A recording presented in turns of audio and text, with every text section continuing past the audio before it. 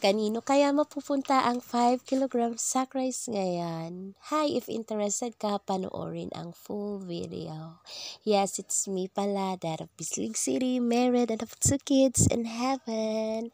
Yeah, so kakagising ko lang talaga mga loves, then kaka-edit ko kagabi. Di kinaya, B. Excuse me. Ngayon lang ako umaga nag-offer voice at sana mai-post ko agad to loves. So sa eksena to, kahapon ang kaganapan nito loves. Of course, weekdays, then work si Dada pag daytime. Ako lang, si Papa God, at yung dalawang anak namin na di ninyo makikita kasi nga spirit na lang sila loves. Spirit na sila. And just like Papa God, di nakikita pero talaga nga namang andyan. See, yan yung realization kami. Una pa lang pagkawala ni Knock Loves. Anak pala namin yung nakuryente sa Baywalk ng ating city, Bislig. Yes. So, yun, 13-year-old siya na nawala sa amin. Dati akong teacher na ngayon ay nag-ukay, selling na lang talaga. Pero lahat loves, di ko yun ginusto. Talaga naman, yun ay plano ni Papa God.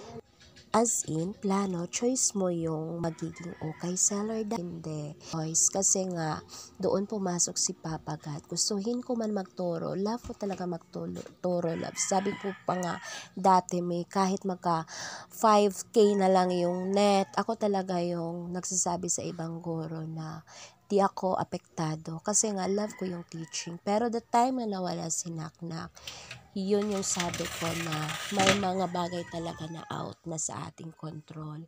Di ko kinaya loves, talagang ang sakit na para bang pag i-open sa'yo na mag-work ka na from 3 months na leave, talagang murag ukan na murag subo kayong akong heart. Then, alam ko kay Papa God na yon. Then, dati pa loves, hindi pa man ako wala pa man nawala si Knock Loves ay ando na talaga yung okay sa amin. So, ganun gi-plaster na sa hinahinay ni Papa God. Nag-pray lang naman ako dati loves na, Lord, ano yung maaring resources mo sa amin or magiging part-time ko para naman na mag-meet yung both ends ng sahod namin ni Dada. Kasi nga, once nakapag-loan ka na talagang kulang na as in kulang. Kailangan talaga ng sideline, part-time, or yung makapag ano man lang, diba? So, yun, pinipray ko. Then, okay talagang sa akin, sabi ko na, wala tayong focus pala dito, ha? Aside na ibigay ko yung 5 kilograms sa rice, follow lang tayo sa flow, loves. Wala na tayong lang yung masabi ko, ayoko na masyadong malinis, loves. So, yun. Binigay nga sa akin yung ukay, loves. Kasi nga, dati nakapag, nagiging akin siya, then ko kay Adela, tandem, ila bibi, ila mama, then bumabalik talaga siya sa akin.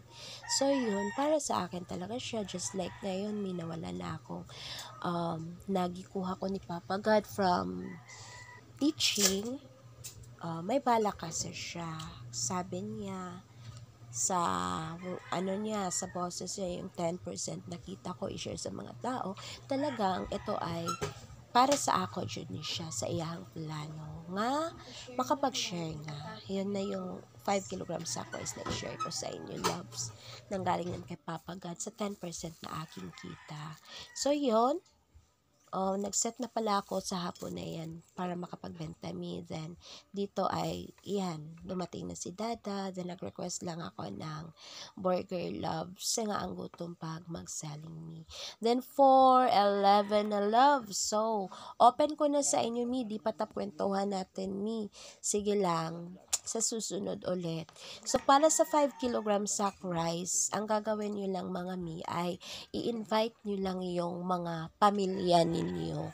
Alright, kung may cellphone si ate mo, instead na mag-mention ka ng friend, sila yung i-invite mo. Kayo nang bahala.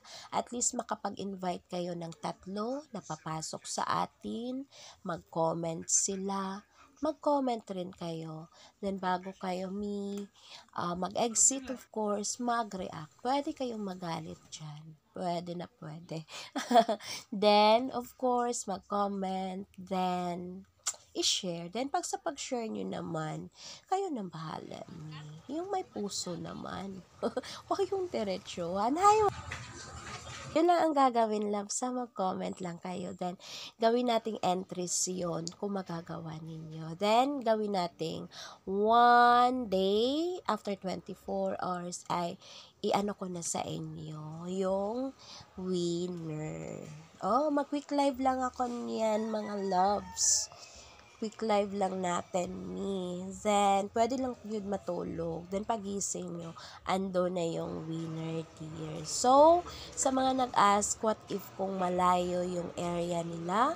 Well, sorry pag malayo yung area nyo, instead na 5 kilogram sack rice, okay naman yun, nakakatulong na rin. Then, di naman iingon na kana lang. Maari natin yan sundan pa mi. So, I guess that's all, and thank you for watching, loves.